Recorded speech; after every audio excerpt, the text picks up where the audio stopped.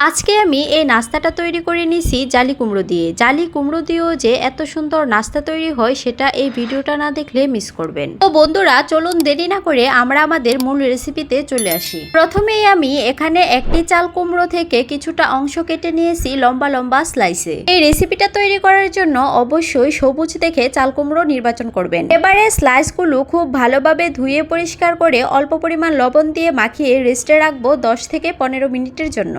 রেখে এদিকে আমি একটা লিকুইড ব্যাটার তৈরি করে নিব।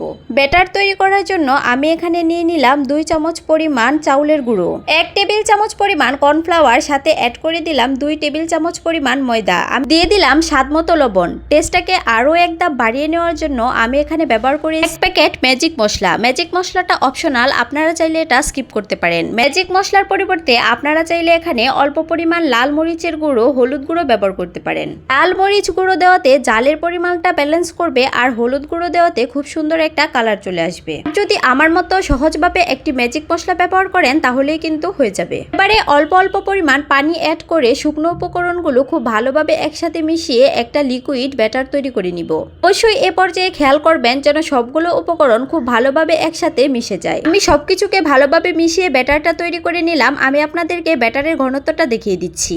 এবারে রেস্টে রাখা কুমড়োগুলোকে আমি ধুয়ে নিব, এতে করে অতিরিক্ত লবণটা চলে যাবে। রেস্টে রাখার ফলে চাল কুমড়ো স্লাইসগুলো খুব সফট হয়ে এসেছে। এখন এই স্লাইসগুলো দিয়ে আপনার ইচ্ছে মতো ডিজাইনে নাস্তা তৈরি করে নিতে পারবেন খুব সহজেই। এখন আমি একটা স্লাইস নিয়ে গোল করে খুব সুন্দরভাবে রাউন্ড শেপ দিয়ে দিচ্ছি। একটা স্লাইসে রাউন্ড শেপ যখন শেষ হয়ে আসবে ঠিক সেই পর্যায়ে আমি আরো একটা স্লাইস নিয়ে ঠিক একইভাবে ঘুরিয়ে ঘুরিয়ে গোল শেপ দিয়ে দিব। আমার একটা নাস্তা তৈরি করা হয়ে গেছে। আমি আপনাদের বোঝার সুবিধার্থে আরো একটা তৈরি করে দেখাচ্ছি। আপনারা স্ক্রিনে একটু ভালোভাবে খেয়াল করলেই বুঝতে পারবেন যে আমি নাস্তাগুলো কিভাবে তৈরি করছি। এটা বলে বোঝানোর মতো কিছু না। রাউন্ড শেপ দেওয়া হয়ে গেলে আমি এখানে একটি টুথপিক দিয়ে একটু হোল্ড করে দিচ্ছি, এতে করে নাস্তাগুলোর শেপ ঠিক থাকবে, নাস্তাগুলো খুলে যাবে না। আমি সবগুলো নাস্তা একইভাবে তৈরি করে নিয়েছি। পর্যায়ে আপনাদের একটা টিপস বলে দিই, আপনারা যখন নাস্তা তৈরি করার জন্য চাল কুমড়ো নিবেন তখন অবশ্যই কচি দেখে চাল কুমড়ো নিবেন। চাল কুমড়োর উপরের অংশটা যেন সবুজ হয়, এতে করে কিন্তু নাস্তাগুলো খুব সুন্দর দেখাবে। তবে অবশ্যই এখানে কচি জালি কুমড়োটাই নিতে হবে। এবারে তৈরি করে রাখা নাস্তাগুলো আমি ভেজে নিব।